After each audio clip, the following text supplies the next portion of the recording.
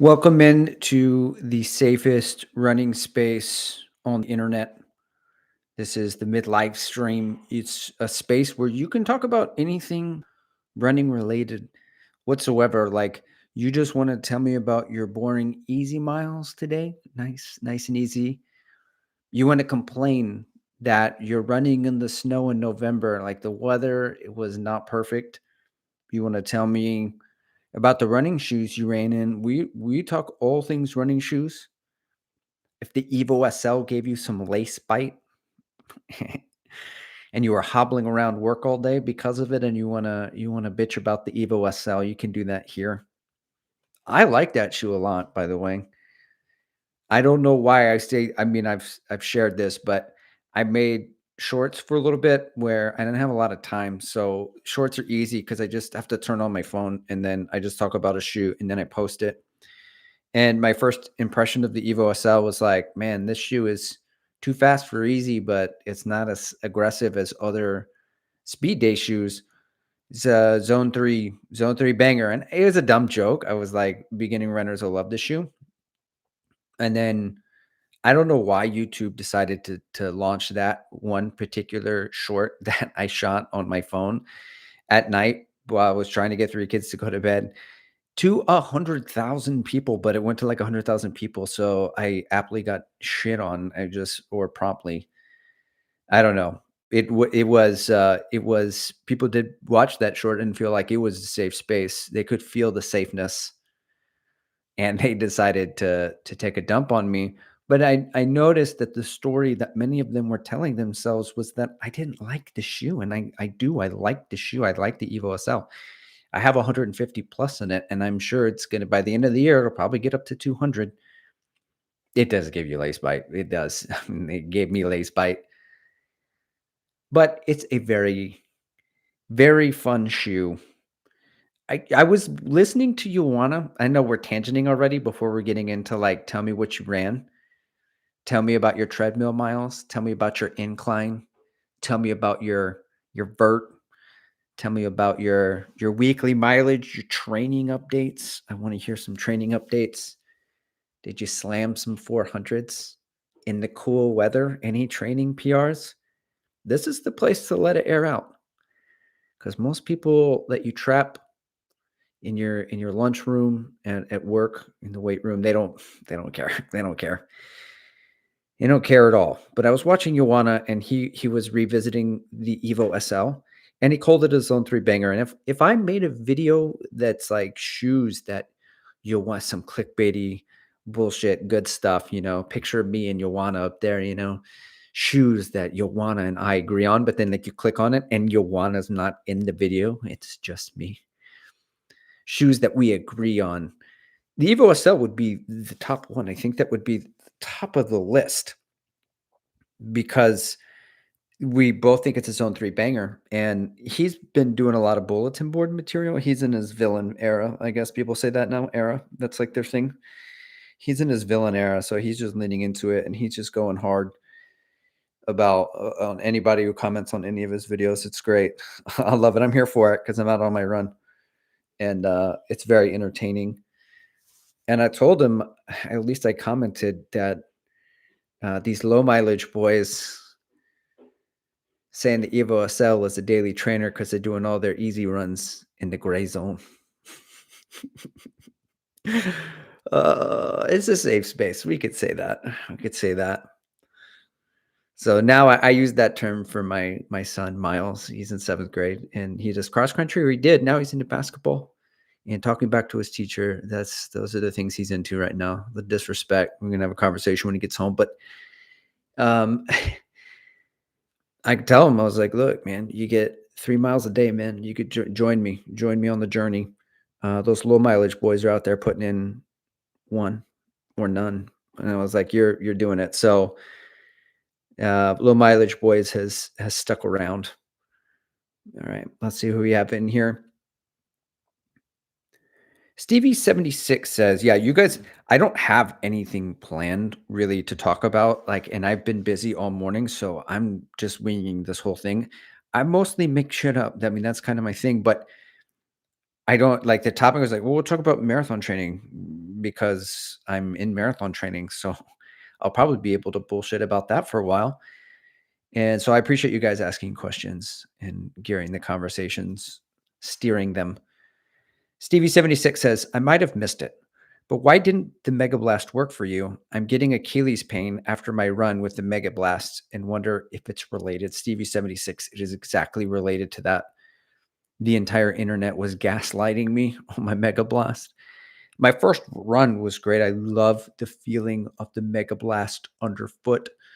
It's great. Sure, it's wide. I like that. It was fun. It was bouncy. But I started to feel something in the knee. And I thought, well, I just ran some higher mileage. It's probably running related. It's not the shoe. I'm not going to blame the shoe. And then I ran in other shoes for 4 or 5 days and I returned to the Mega Blast and I started running in it. And my shins were achy. And but I wasn't running high mileage. So I thought, well, that's kind of weird. And then as I was coming around a turn, my Achilles started to hurt. And I realized, okay, maybe it's just the way that I land and all of that foam. It's a little bit squirrely. So I looked it up.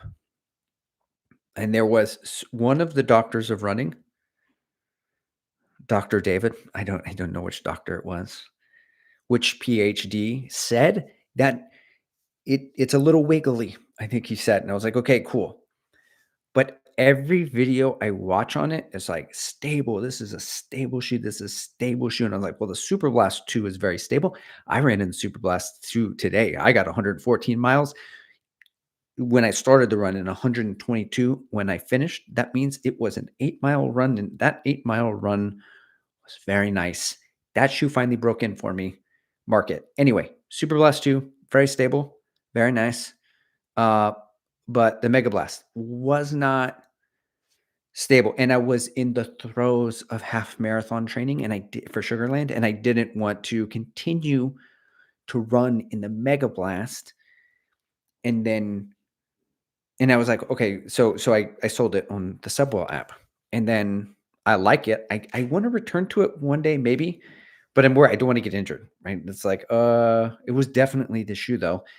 But then I watched my man Sagasu, Chris Sagasu, third cousin to Bruce Willis, and he was saying it's a stable shoe. That was a stable shoe. It says, and I'm like, maybe I'm wrong. Maybe like this is everybody says I love it, it's stable. Then I watched 3 or 4 other reviews on it, and I don't usually watch a lot of other reviewers like shoes.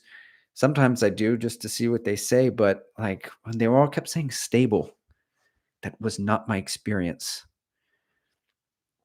Frank's in here. What's up, Frank? What's your supplement regimen? Okay, so I am into this marathon training block and I'm going to make content on it. I've decided I'm going to do a run inspo, and I'm always torn between the run-ins, and I am going to answer your question, Frank, eventually. I really will. That's the next question I'm going to answer. But I'm like, okay, I'm going to do this run inspiration video. I got Miles to follow me on his new e-bike, right? And I told him, hey, set a price. Troy will pay you to come. If you could be a backup, you could be a stand, you got to be ready to go. You got to be on standby, on ride by. And so he filmed me running 12 miles at marathon pace, roughly. It's like, cool, got plenty of footage. I'll do run inspiration. We'll put Nick Saban in there, Jocko, Goggins. We'll make it work. I don't know how people will take it because I usually joke a lot. So they'll be like, what? This guy's trying to, why is he doing run inspiration? Anyway, that's how the breaking 3 video started. It was supposed to just be like this thing. So I'm going to try to break 3. Going forward, I'll do a series every week into the Houston Marathon, or every other week. It's going to be like nutrition, strength training. It's going to mileage, the actual training, the long run. It's going to be on different elements of the training cycle. And one of them is going to be on nutrition. One of them is going to talk about supplements. I haven't been taking supplements until recently. I started doing the whole 15 grams of creatine into my protein shake with the regular serving of collagen. I don't even know what collagen does. They just say, take this. I started taking fish oils. That's a 50-50. So it's either really helping me or I'm dying. I'm not sure, but I'm taking that. And outside of that, the whole nutrition thing is a subject. We're gonna put a pin in that. We're gonna come back to it later because I'm gonna carb cycle. I've been talking to a nutritionist. My cousin's married to a nutritionist, and she's a coach. And she works with a lot of like high elite athletes and high rocks athletes and stuff too. So I actually kind of want to get her on the channel and just have her talk about it. So it's not just me like, oh, I'm just some guy on the internet and I'm telling you about nutrition. Yeah, because I really want to avoid making those videos too. Those 5 tips for your next 5K, five tips for your next marathon. I'm gonna make them. I'm gonna make them anyway. But I don't want it to come from me. I want to just like then cut to the other person saying it. So Flyin' JR says, I ran 7 today and the Vomero Plus. A purchase? I credit to you. I have really been enjoying them. Well, I love to hear that, Flying JR. Flying Junior. Flying JR. I don't know how many miles I have in them, but it's gonna get 100 pretty quick. I'm still very much enjoying them. I know that you wanna call them the Vomero B plus, but then return to them and is liking them a lot more now. I also like them. I think they're a great long run shoe. I'm not so sure I would pick up the pace in them as much as I thought originally, but I think they're really good at day. I'm considering them dropping them into my daily trainer category of shoe, the dynamic daily trainer, because we have this like regular daily trainer, just a shoe, the Jazz. And Joanna also made another video. Sagasu raved about the Puma, I almost want to call it the Liberate Velocity Nitro 4. And you want to really like say, oh, Dark Horse Sleeper of the Year. I need to try it. It's like this year's SL2. I thought the Mizuno Wave Rider 29 was very much like the SL2 because I got them at the same time and I ran in them both at the same time and they feel that way. And Puma, I usually love Puma shoes, so I'm sure, or I'm willing to bet that Velocity 4 is going to be tops right there with the Wave Rider 29 on the just a shoe category that nobody really wants the budget shoe because most people just spring the extra 10 or $20 for the dynamic daily trainer, which I would put the Nova Blast 5, the Neo Zen, but I'm also going to put the Vomero Plus on there.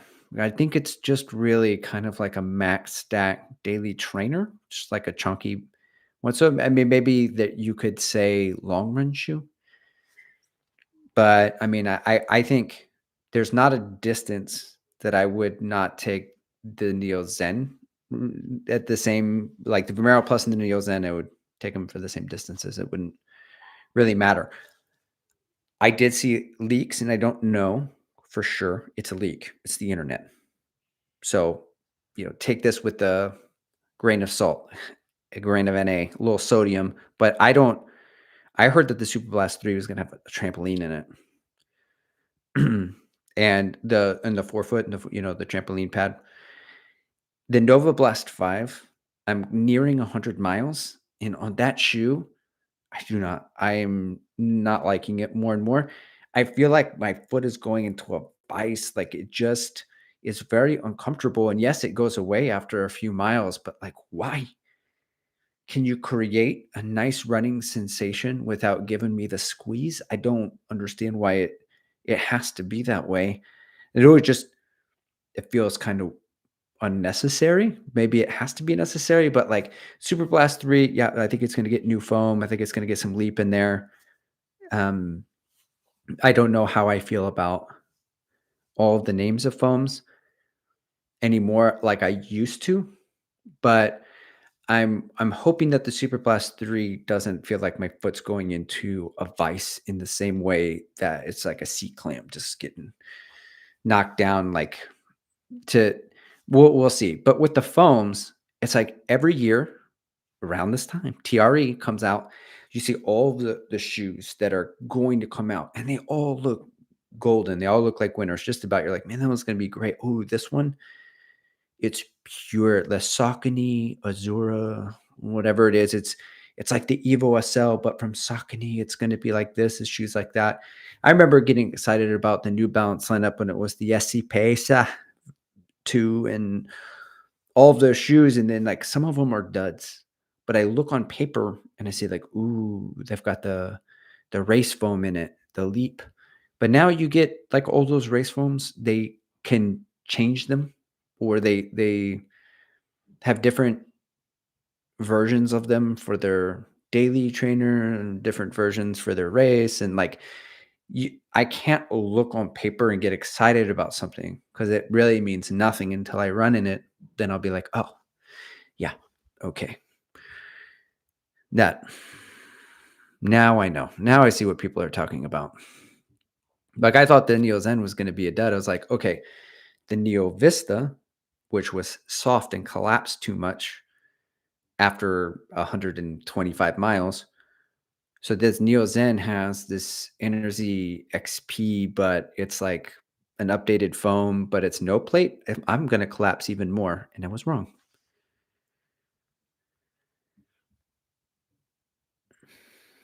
All right. Frank says, you want us hour plus video times stop me from watching him. Yeah, he's mentioned today that there's like a certain faction of people that are in it for the long form, and that there's not much virality in having long form. The growth isn't is there as much, but I listen to him not every day. Some days, I don't know, depends on what I just cue everything to like watch later, watch later, watch later, watch later, watch later, and then I hit play, and then I go for a run, and then it just plays. And what I notice about that is that I only skip ahead if he's eating, because I have that thing where I can't listen to other people eat food. It just like triggers me. So I skip ahead on those. And then so even he'll go and he'll just be running and he's just breathing, but like today and he's running, but I'm running. And so I can hear his steps, and then my cadence is kind of matching his cadence. And it's not ASMR because I'm not falling asleep, but and I have listened to him once to fall asleep in the same way that the Kafuzi live stream works. For sometimes you put it on and kind of not often go to sleep. But even when he's just running and not even talking, like it doesn't bother me because I'm also running, and I'm not going to stop, pause my watch, pull out my phone, and then click on next or fast forward to like his take on the shoe ultimately. And so he gets my watch time. He gets all of my watch time. I hope he's able to buy all of the baking needs for blueberry muffins for his children with my watch time hours. Matt Beyer is in here being vulnerable. He says, no run today.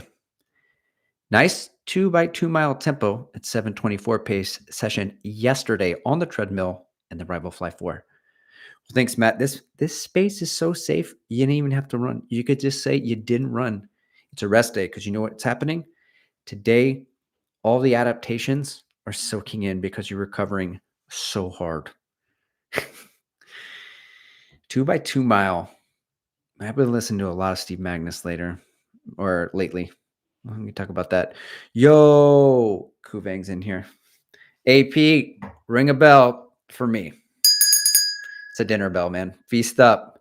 Give me that sweet shout out for the javelina. Kuvang got the job done. All in a day's work, just about. Man, 100 miler. That's unreal. I'm proud of you, man. That's really awesome. I hope I am never in your shoes doing that. I never want to get there, man. Never want to run under miler. I will remember the day that I was listening to Rich Roll talk to Courtney DeWalter, and she was reliving her experiences in one of her races and how she hallucinates, and she talks to all her hallucinations, and it's kind of fun and stuff. And it's like, I hallucinated for a while there in college, freshman year, and arguably a good time. Sometimes not, a little scary there. That is not a good time for me, straight up. Especially like if I'm trying to do something else, like run a really long distance. I love to sleep. Sleep is my friend. I it's a and I'm probably just not mentally tough enough to do it. That's the facts. FBX. Philip Watts says ran 1.5 hour track session in the ASICS Sonic Blast, 4 times 1600 meters, then 4 by 400 meters. Peak week, 60 miles last week, 17 days until the first marathon. Hogging all the stuffing and vegetables on Thanksgiving to carb load. Yeah. I don't want to look at the macro breakdown for pies because I'm just going to call it carbs and then eat all of it. I don't know why this has happened a couple times in the last few years. Me and the wife, we'll get on these like little diets. It's like, okay, we're 2 or 3 months of really good eating. We're going to like track our macros. So 3 down weeks, then 1 refeed week. The refeed week is Thanksgiving. 3 down weeks, December. Refeed week, Christmas. Spring for the cranberry bliss bars, man.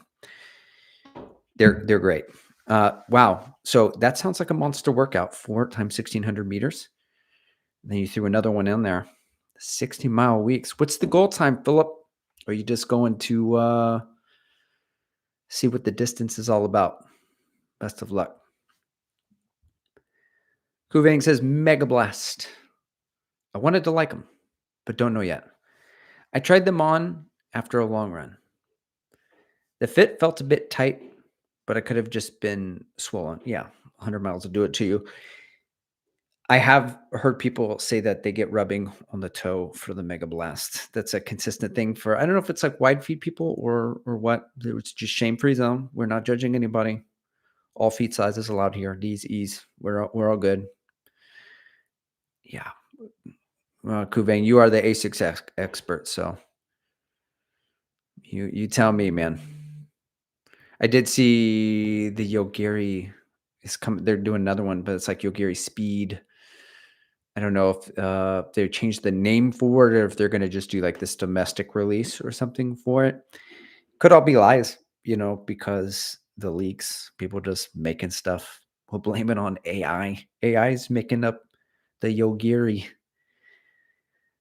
All right. Stevie76 says, did anyone else get static shock running on a treadmill? I read it's a thing. And now I'm on a rabbit hole finding solutions. Static shock running on a treadmill. Frank says, no beets. Beets is a lot better supported than creatine. I did some beet juice in 22, Frank. I bought some powder from my local GNC and it clumped. It got hard pretty quick. But in the runs that I did it did feel weird. The nitrates, what are they called? There's something. I did feel something. And with, I won't say my crippling anxiety, but certainly there is some anxiety, general anxiety that is inherent. I was born with this thing that was like, am I going to give myself a heart attack? Probably not. But I have not returned to beats. And I might. Because my theory before was just run more, just run. But this we're doing things differently this time because I'm trying to train like an elite. And they always say, like, don't train like the elites. You are not elite. You are not elite.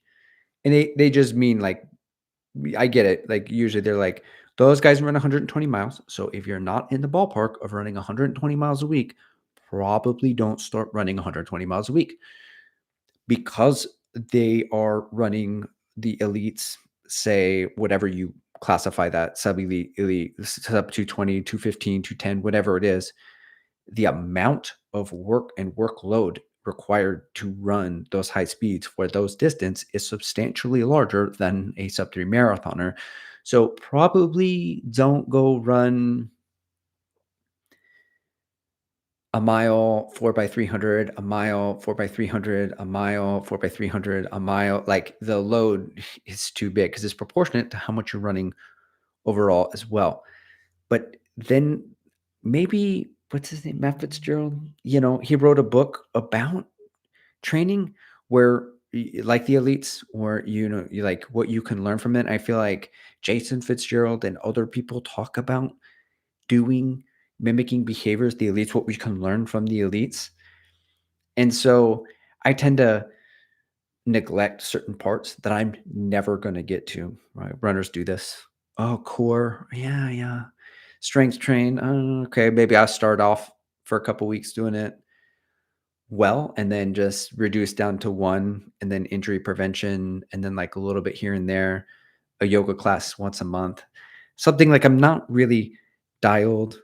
It's like, oh, I saw this video and it was about jumping, skipping. Now I went out and I did some jump rope, but then my calves were a little sore and my run the next day. And so then I eased off of it. That kind of thing happens. Not this time. Houston's getting the full send.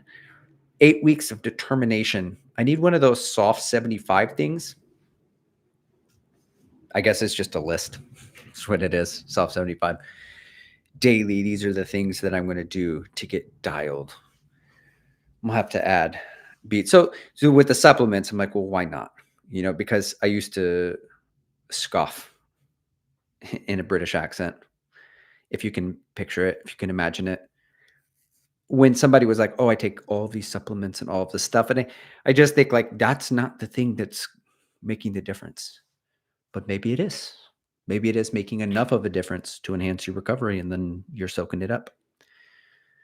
Sam said 6 times 800 meters at 10K, bookended by 1 mile at half marathon pace. Sneaky long run or 10K race predictor. Well, yeah, that's a good workout, Sam. I like your coach for that.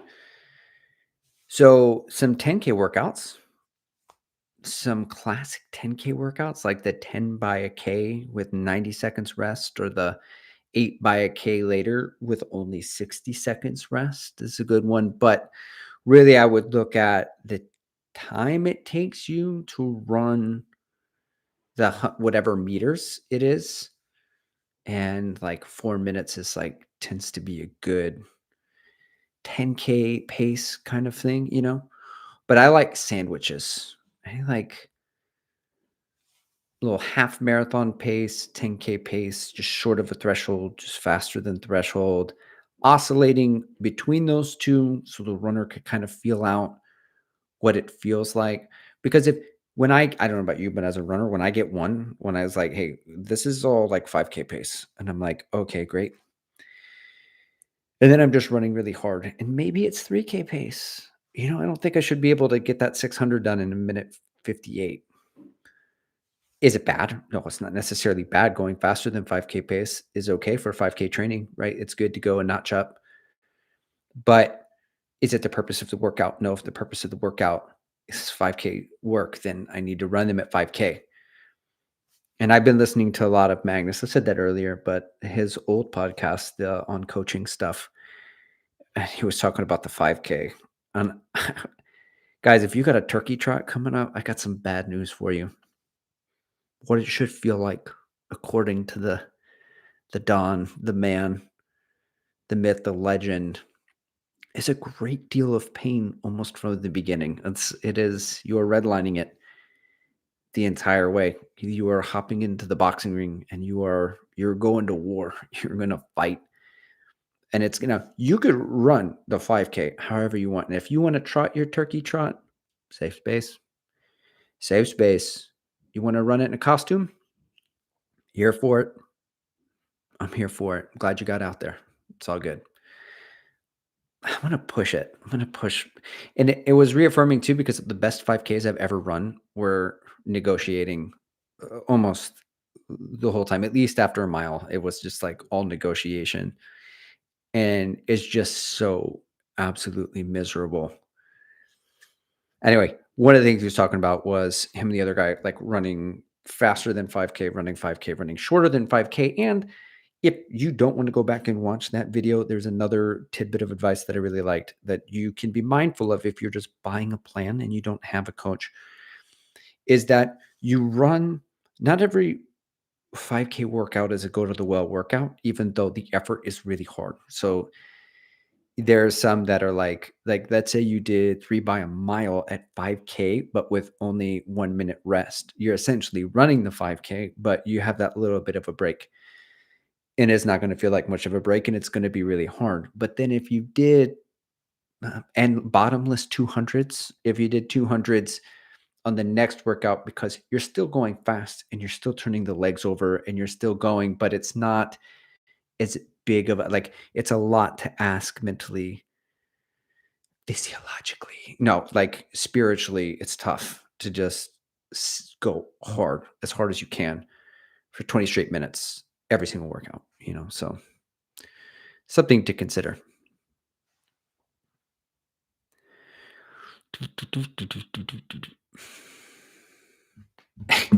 Frank says, "Is it your phone buzzing? I keep looking for my phone." Yeah, I do.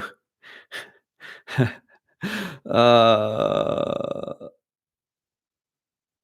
okay. I need a haircut apparently. So, mm, it's my wife. She's texting me. Thanks, Frank. She's watching the live stream and she's like, Jesus, this guy needs a haircut. I'm glad she's listening.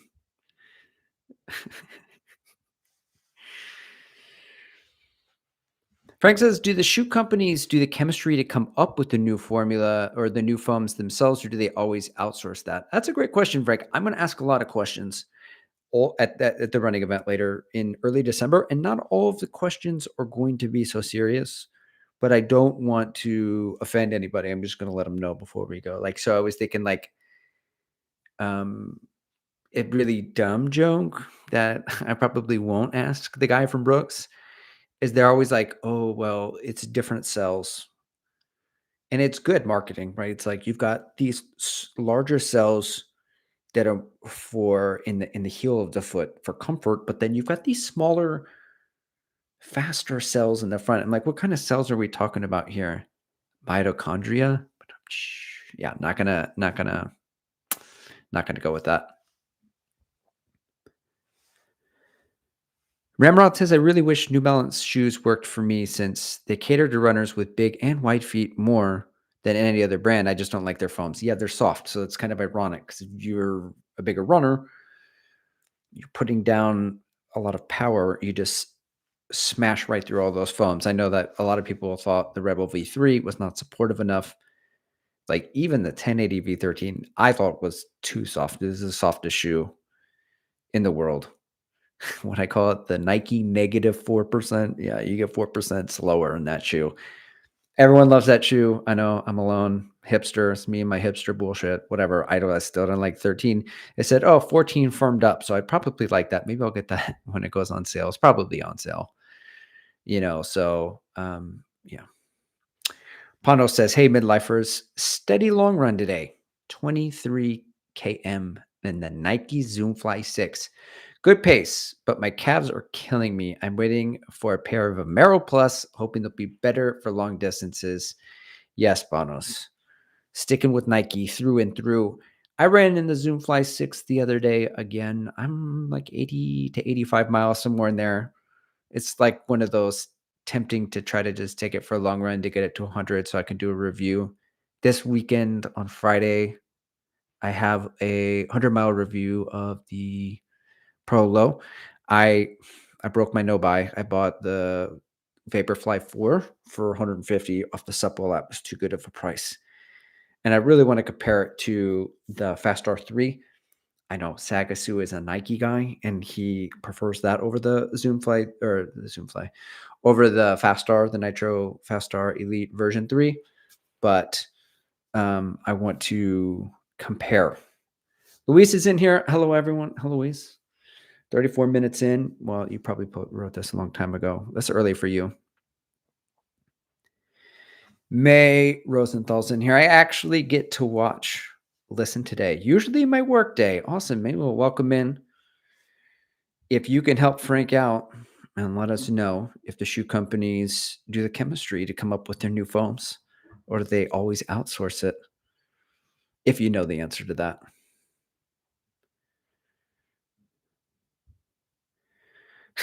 Ramrod says, I get the same with Joanna's videos. I listen to them during my morning routine, podcast style. It gets weird listening to him breathe while I shower.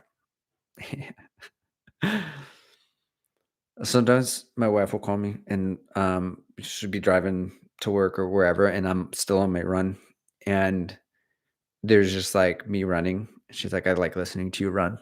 It's like, yeah, it's soothing. She is an ASMR person, and I think I've told this story, but one time when we were together very early on, I woke up in the middle of the night and I just heard all this smacking noises of like people eating, and I was just like, it what a nightmare, but it was real life. And I was freaking out. I was like, what is going on? There's just loud noises because I guess her earbuds or whatever, like the battery died, and so then it just went to her phone audio and it was playing, and I was just like, threw the phone out the window. It was the worst.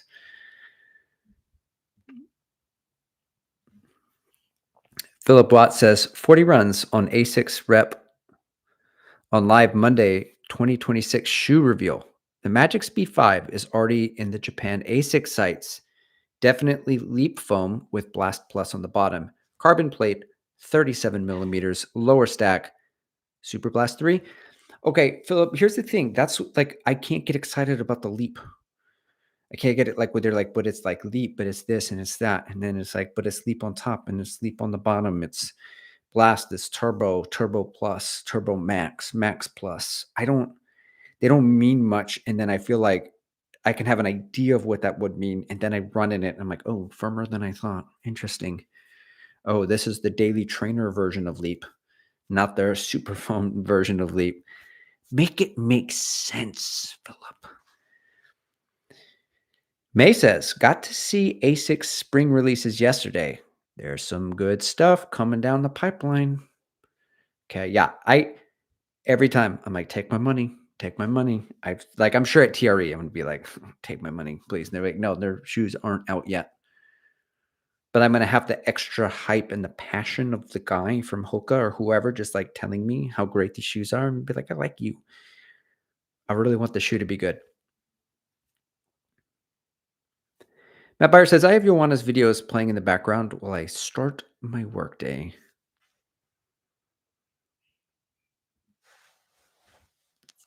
Chris the Mick says, so is long runs on mushrooms the way to prepare for that? In reference to Courtney DeWalter doing like 300 milers or 200 100 milers, whatever, winning them by a large margin. Chris the Mick says, because I'll probably get lost a lot. Yeah, I don't like, what if one of your hallucinations wants to go on an adventure that way and is like the wrong way? And you're like, yeah, dude, that sounds like a great time. And you forget why you're even out there in the first place. It's like, why I DNF'd? Why? Well, we had to go see about the damn singing mermaids, and apparently there was no body of water. We just somehow ended up in the ER. Kuvang says, while I was out there, I did get a good laugh with the ultra midlifer, aka Andy Glaze. He's definitely got AP energy. So I was smiling. With a name like Andy, you can't go wrong. If he was fast, it would be Andy Blaze, but I guess maybe he was also hallucinating with Andy Glaze. So stupid. Oh, it's dumb. Eric Paramount's in here. What's up, midlifers? What's up, Eric? Glad you made it today. Oh, man. Job opportunity in Colorado Springs, Eric. Are you around Colorado Springs? It's the altitude for me. I don't know if I would. I just can't breathe. I know I'd get used to it. I just wouldn't enjoy it. Then my wife always sends me the TikToks that make it look just immaculate, amazing. I'm like, oh well, maybe I could. Maybe I could do Colorado.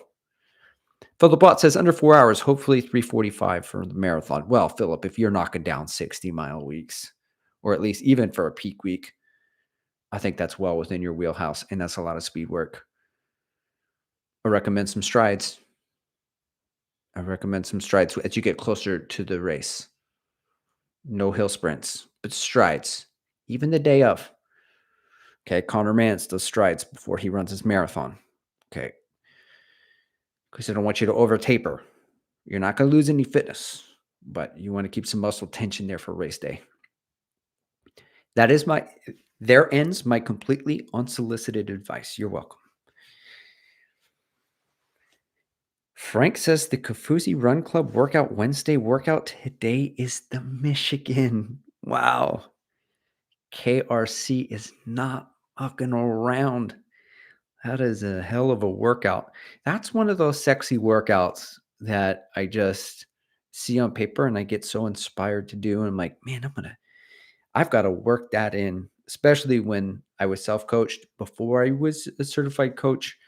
So I didn't have the knowledge and I would just pull my favorite type of workouts that I could just see and they would put them all together. And then I would, like, and that's great, and it's some good running, but you want to be probably, I want to be more specific, working towards a goal, like a goal race. And I got to get marathon specific. If I'm running a marathon, I got to get 5K specific. If I'm doing that, that isn't to say that I'm not going to run a 5K turkey trot in my marathon build, which I'm going to. And it will be a 5K PR because I don't run a lot of 5Ks. But next year, if I train for a 5K and I run a 5K, it's probably going to be PR on that day as well. And I think I know I saw a Magnus video lately, and I don't know, I think it was more of a recent one where he was just saying, it could have just come out yesterday for all I know, that you work towards it. Like there's some stuff you're building, some stuff you're maintaining, some stuff you're like transitioning to, like, so like there's a general rule. I think what happens a lot is runners get fast when they just get starting running because all you could do is run a little bit more. You just add a little bit of structured training. You get faster. You get faster. You're like, yeah, running's easy. I just get loads faster all the time, just doing whatever, right? And then, oh yeah, just do a speed workout, just a little threshold, a little long run. Ad infinitum, you're gonna get faster, right? But periodizing your training, it looks a little bit different, and you can't just do all those things. Yes, all those elements are in there, but just like how you bake the cake, how you put them all together, all the ingredients to get to your goal varies. So I've been doing a lot of speed. Now I'm transitioning. I'm going to be doing some speed endurance. And then we're going to get into we are now in the marathon specific phase. We're 42 minutes in. I haven't really talked a whole lot about marathon training. I have to get in the habit of repeating myself sometimes because I think, well, I already said this once. Wasn't the world listening? No. Sometimes only like 100 people watch the videos that I make. So I remember like just, Ben Park says the same damn thing, over and over. And it's great. And there's not anything bad about it. But like marathon training specifically, I like 8 to 12 week blocks, depending on the runner, of very marathon specific work. So when you see like 16 or 20 week blocks, those blocks tend to have a lot of speed in the front, and they're not just banging out 20-mile long runs all the way through, or 18 to 20-mile long runs, because you don't want to get there. And here's how you know, like 6 weeks from your race, you do a long run with a bunch of marathon pace miles in it. Maybe it's 4 weeks from the race and you kill it. You destroy it. But then on race day, you show up and you're a little flat. You're like, man, if this marathon was 4 weeks ago, I would have killed my goal. It's like you probably peaked too early. And sometimes that happens. So it's trying to then adjust to make sure that happens. For me, I've determined 9 weeks. 9 weeks is like when I really want to start into it. I got a 20-miler this week. I still got to do a 2 week taper, but long run's going. I got my Whopper. A couple things I'm going to change in this build that I need specifically for me is that I need to keep the high end going. And one thing I've learned about myself now that like I'm coaching myself, pretending to be accountable to myself as a coach, versus before, I know it's going to sound weird when I was coaching myself. I was still accountable to myself. But I'm like, when I thought I knew the answers versus writing my runners' plans and then what they need to get the job done and then them getting the job done, is that I don't do as much speed work as I think I do. Like, "Oh, yeah, well, I did this workout." Like, you need to maintain the system, and I need to run harder more frequently for me to maintain that. Naturally, it's going to slip a little bit as I geared more towards endurance, but I just something about myself, and I get it because, like, unconsciously or subconsciously, I don't know, certainly not consciously, I don't like to run really hard all the time. So I tend to stay away from those type of workouts to my detriment. I need to do it.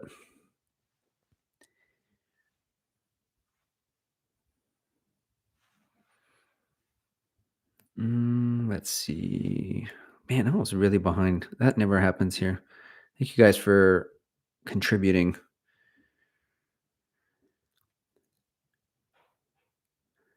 All right. Philip Watt says Mega Blast forefoot curves in rapidly. So if you have longer pinky toes, rubbing can occur. There it is. It's the pinky toe. That's the issue for some. I didn't have pinky toe issues. I've got weak legs syndrome. uh, some Yogiri talk. Here it is, Eric. Hit me with the truth. Only thing I've noticed on the Mega Blast runs over 12 miles long is that my ankles are a bit sore after the run. Weird. I also had ankle issues in that shoe. I think everything was aching. Could just been me. So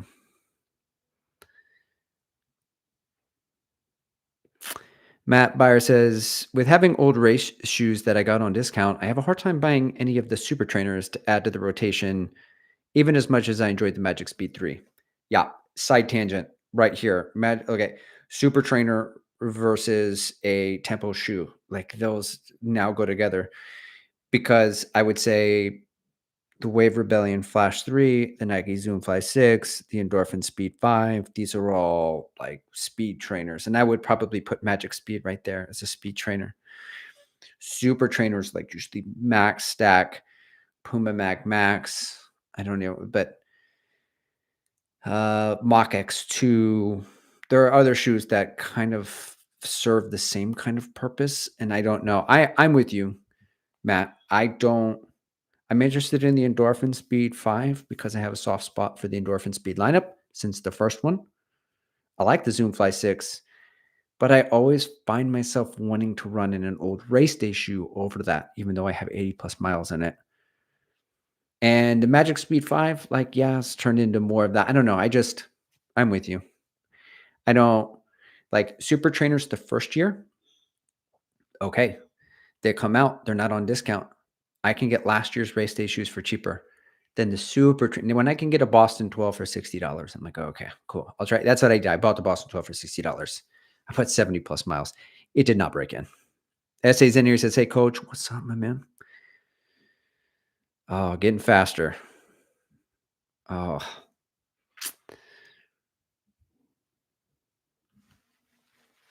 Jason Horner says, any ASMR is worse than nails on a chalkboard for me, but who am I to yuck someone else's yum? Safe space, Jason. We are ASMR friendly. You want to listen to this as you go to sleep because you don't find me remotely funny. That's okay. You don't have to. All right.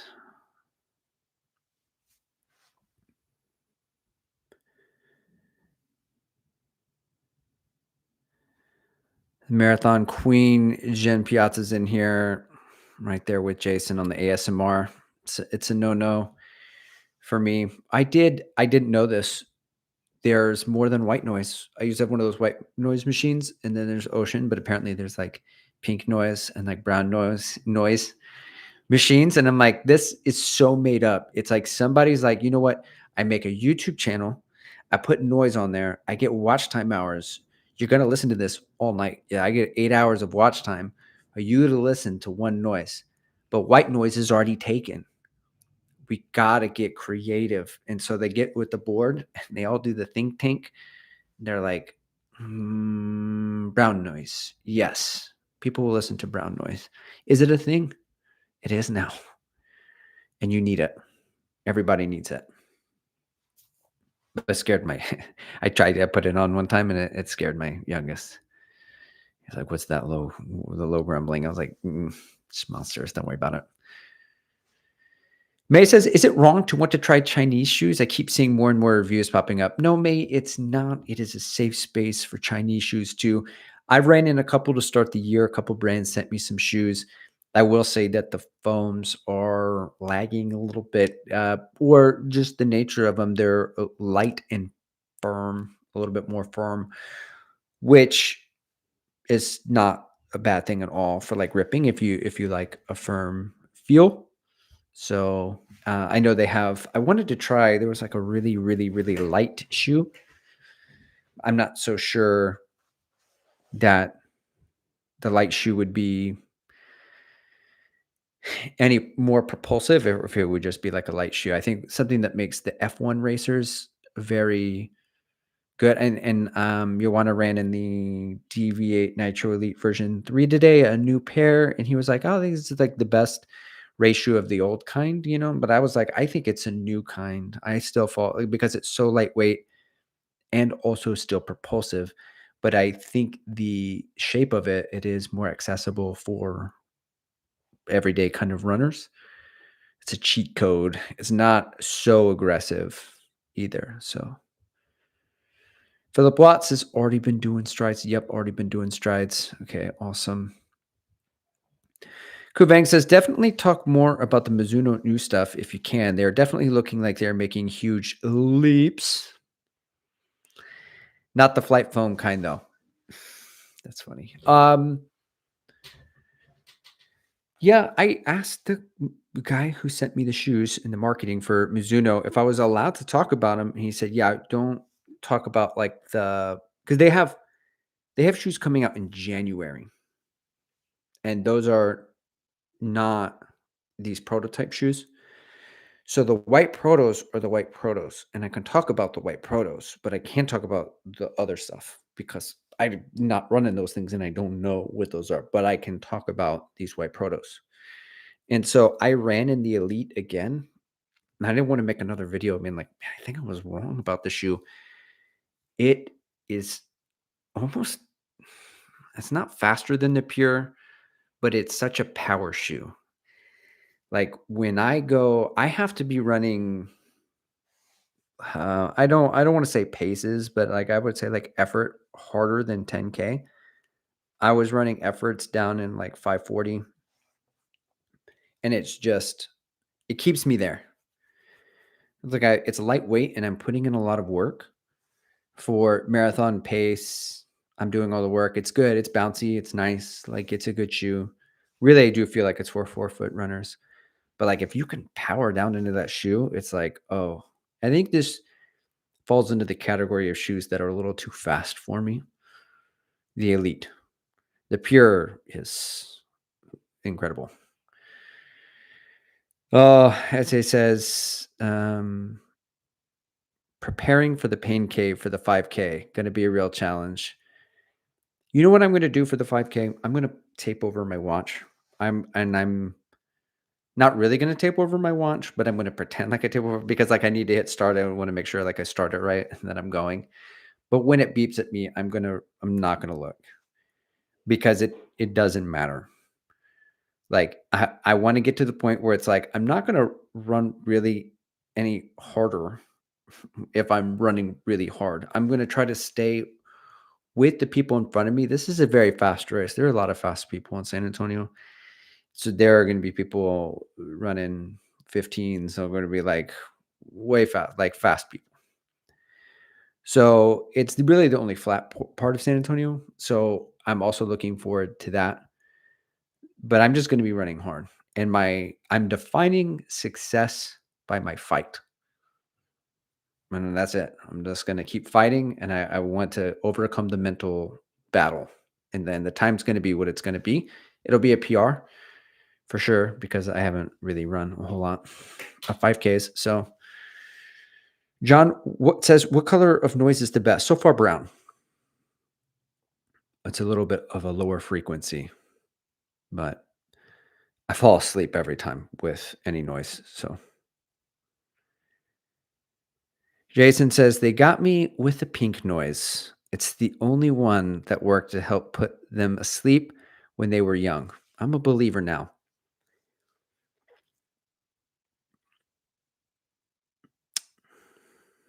I used to put my kids to sleep. The oldest one, there was one song from Trans-Siberian Orchestra, and it is that time of year. I listened to the song yesterday when we were driving home, and it's the "Oh Holy Night" mixed with the thrasher guitar, and she could not resist. The second time it was on, she'd get mad, I put it on, she'd be like, "Ah," 'cause she didn't wanna go to bed, but then the second time on repeat, she just couldn't not go to sleep. Middle child, I use Coldplay, and they've been putting people to sleep for decades, so, like, you know what I mean? Like, I know they got a little dancey now, but those first albums, instant, uh, sleep.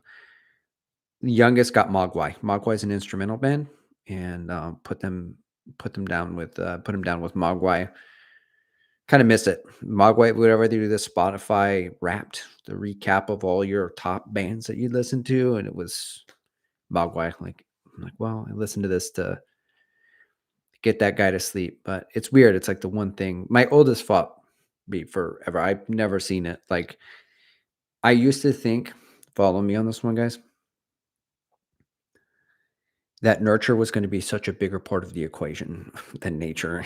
Nature just seems to be such a very dominant plays such a dominant role in this whole thing. So, like, she never wanted to go to sleep. Like, even she was 3, when she was 4, when she was, like, 2, she used to put, what's Inception where you'd have that thing that, like, wakes you up? It just, like, snaps you awake. Like, she would put her feet on the back seat because she would always go to sleep in the car. She would so that way her feet would drop when she fell asleep and she'd snap up. And then she used to call herself You, a bit of the tism. So like, "What do you want?" She says, "You want your favorite pillow." And her favorite pillow was so high that, like, her neck would roll off of it, and boom, she would snap up. And then when she was, like, 3 or 4, she would just throw her arm up because she knew, like, if she fell asleep, like, her arm would fall down, boom, she'd wake up. She was like, "I never want to miss a minute of this life, even sleeping." She's always been that way. Came out that way. Right now, my 7th grader, he sells sodas at school. He sees the need. There's a gap. It's what the people want. He buys the off brand. He goes and sells them for $1 pop. This dude in kindergarten came out when I was raking leaves. He's like, "Dad, can I help you rake leaves?" "Yeah, sure, bud." He's a quality time guy. He said, "You want to spend time with me?" He's like, will you pay me?" "Sure, sure." And then he goes, "How much per pile?" And I've told this story before, but I'm like, "Okay, $1 a pile." I rake leaves, and then I turn around, maybe like 5 minutes later, he's got 5 little piles. He's like, "Dad, 2, 3, 4." They're like really tiny piles. So you owe me $5. That kid was grinding. He couldn't read, couldn't spell entrepreneur. Probably still can't. I can't spell that, but that dude has been after it. It's just the way he came out. All right, let's see. Essay says between the Vaporfly 4 and the DNE3 is my first ratio. Well, I don't know about the Vaporfly 4 yet because it's still in the mail, but I would say the Deviate Nitro Elite version 3 holds my fastest time across 26 miles. So I'm going to be partial to that. I also probably have a training 5K PR, a training. No, I think I went through with the Fast R3 and out trained myself, but um, such a fast shoe. It's does feel like a cheat code. Philip says Fleet Feet released the review of Saucony Endorphin Azura 3 millimeters more of Piba foam than the Speed 5, but the same weight due to no plate with more pronounced rocker long runs comparable to the Nova Blast and the Rebel. Yeah, we'll see. I'm usually like a word of mouth guy. Like if people were running it and they're like, "You got to buy this shoe," I do that, and sometimes it's a mistake. Skyward X was a mistake. Oh, you got to have this bounce. You got to have this bounce. Why can't I quit you? Zone 3 bangers. I need to stop. I'm not gonna get the Mach X3. I did get the Mega Blast, but then I sold it. I'll probably get the Super Blast 3, probably. We'll see.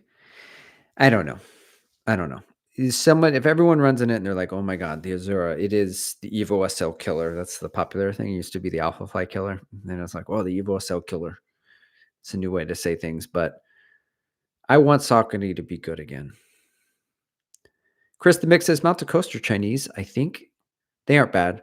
I have almost 200 miles in the R1. They're firm but comfortable. Not overly exciting. Man, I love the R1. They send me the shoes. They got a lot of trail stuff, and I don't get on the trail, so I haven't got a chance to really run in them. They sent me the P1, which is a stability one, which maybe I need after running in the Mega Blast. Maybe I don't know. Got to stay open minded. Maybe the P1 is exactly what I need, but the R1 is smooth and it really is good for cruising.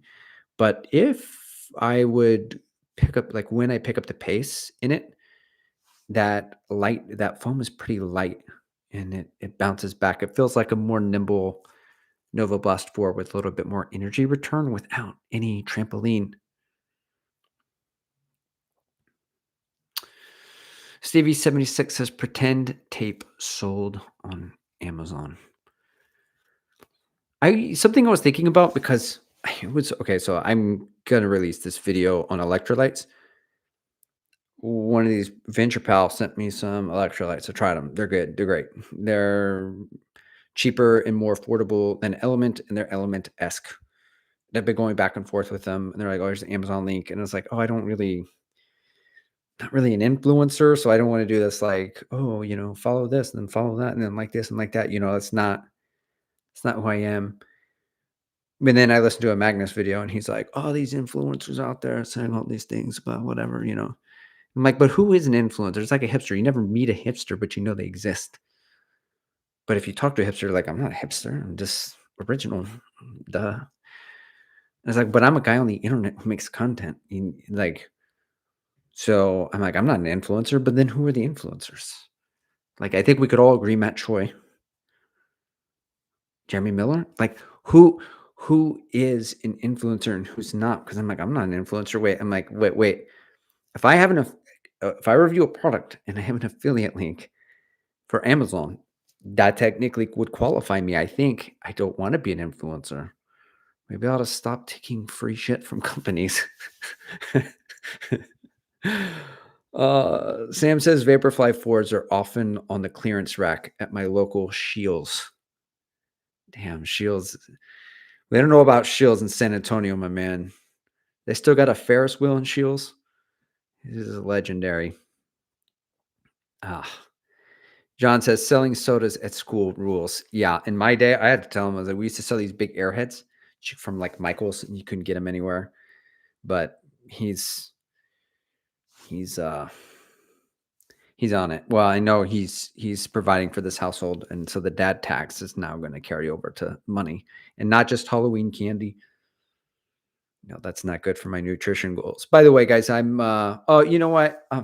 Before we go, EMC NZ, aka Michael, he's made it again, and got to give him the bell for the Auckland Marathon.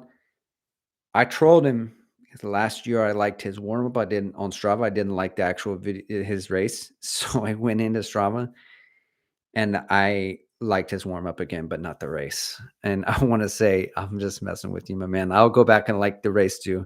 Well done on the sub 250. Eric is in here and he says the T1, which I believe is the trail one from Mount to Coast. It's good. Nothing to write home about. Decent lugs. A bit soft. Instability, and it's light. Well, that's our official trail review. From any and all trail questions must go through Eric. They are approved. Kuvang says, I think Jagotis aren't influencers. There we go. Jagoti, just a guy on the internet, not to be confused with what you know as an influencer. All right. We got to round it up here pretty soon as we're going over, giving the people a little extra credit. If they want to do that 65-minute long run, lean into it, king or queen. We're getting those adaptations. I didn't even go fully into the marathon training and the nutrition. I am going to carb cycle, guys. I'm carb cycling. I'll tell you all about carb cycling next time. And I'm going to make a video on it, but I think we're going to do the completely thinkable, and we're gonna lose a little bit of weight here and the slight deficit while still training. Still, we're gonna have these things, even though they're a little bit at odds with each other. Philip says, I will buy the Azura in February, looking for a softer, lower stack, plateless shoe to replace the Nova Blast 4 after the 5 bottomed out quickly as a heavier runner. I have the Brooks Hyperion 3, but it is really firm. Thank you, Philip, for saying this. Hyperion 3, that's a shoe. I got 35, 40 miles in it. I having a hard time picking it. Every time it's comfortable. It's like plush, but it's wider. It's okay. It's just a shoe. It's just a shoe. It's a poser. It's posing as a dynamic daily trainer, and I think it's just a shoe. That's what I think. Maybe it's not because it's only $140. Maybe it's not posing as a thing. Maybe it's like, no, this we are who you thought we were. We're just a shoe. So Eric says, yeah, here it is. Disclaimer. This is free shit from a company, but they didn't really pay me to make it. And no one's telling me to say that I like this shit there. So there you go. That's how I'm going to say some disclosures. I think I did a disclosure one time where it was like, and then people just tuned me off, like tuned me out when I did the disclosures, but it was like bullshit disclosures where it was like, some kid, Travis, yeah, kicked me in a pair of New Balances in the 7th grade after I did this. And he was wearing a pair of New Balance or whatever. Like it was a silly thing. And then people were like, what? I quit listening once you said disclosure. So it's usually when people go, all right, that'll do it for today, guys. Then everyone, like right now, it's time to go. So that'll do it for today. Everyone clicks out. Nobody sticks around for the piece. So